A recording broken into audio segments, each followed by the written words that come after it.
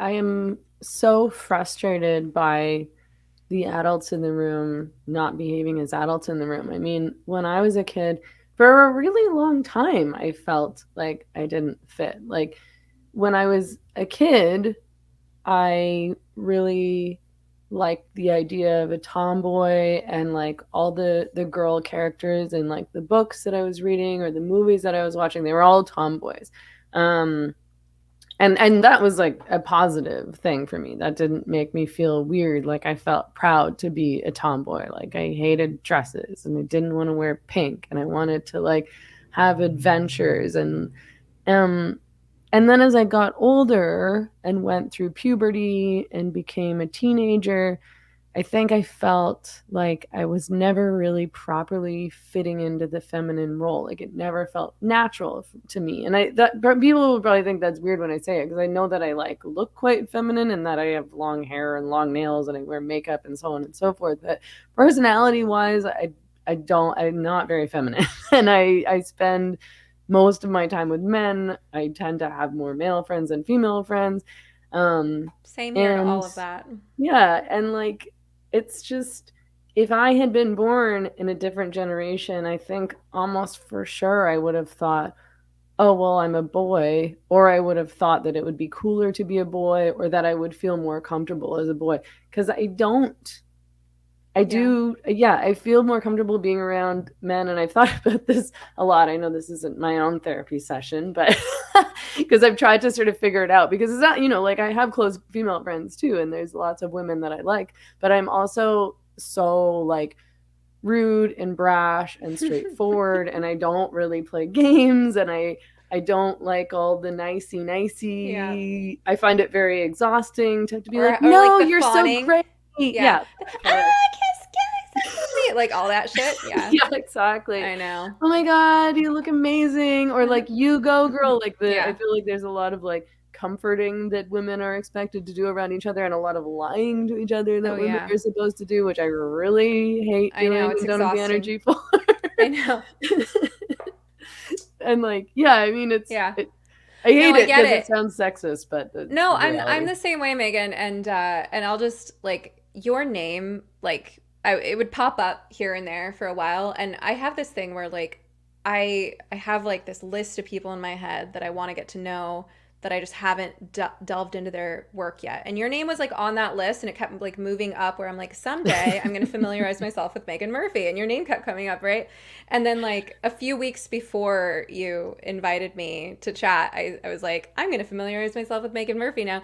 And then I started listening to your show, and I'm like, I really like this chick. I feel like we're like similar temperament, and I'm the same way where like I understand that I come across as feminine in some ways, but like I don't play those games. They drive me Mhm. nuts.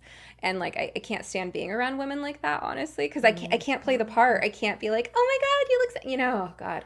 So, And it um, feels phony. Like I just want to be myself. I yeah, cannot bring myself to care about putting energy into this whole like phoniness. Like it's no, just it's I don't yeah. enjoy it. It's not mean.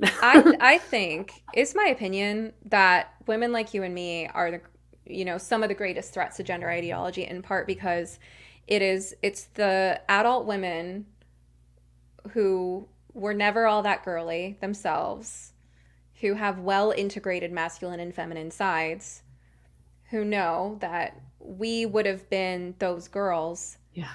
and who are 100% sure that it's a damn good thing that we didn't grow up with this ideology and with these medical interventions.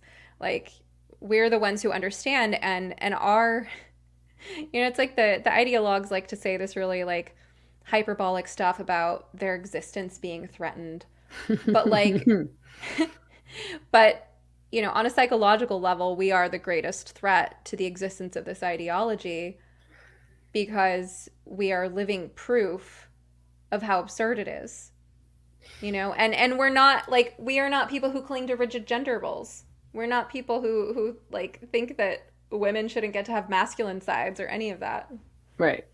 Yeah, I mean, I'm not trying to fit in. When I was, 16, I was. 16, you don't know yourself very well. You're insecure about every single thing from like your ankles to your personality. Like, Ankles. I did. I thought my ankles were too bony. Like it's just like Oh, my every ankles little are too thing. fat, so yeah. Anything. It could Yeah, be every part of anything. you as a woman is too much of this or too little of that, right? Yeah, yeah, yeah. I mean, it's ironic because this idea that it's, people who challenge transgender ideology are a threat to trans people, because in reality I think it's that transgender ideology is a threat to gender nonconforming people, and the idea of not being gender nonconforming in general. I don't even like that word because it's just people and personalities, and it's like, just be yourself and be whoever you Yeah. don't need to I like fit gender in with any of atypical. these. I Yeah, like okay. gender atypical because it's more neutral, whereas like when you say nonconformity, it's automatically like, well, conformity is bad and nonconformity is good. It's like, let's not ascribe a value judgment. Yeah, yeah, that makes sense.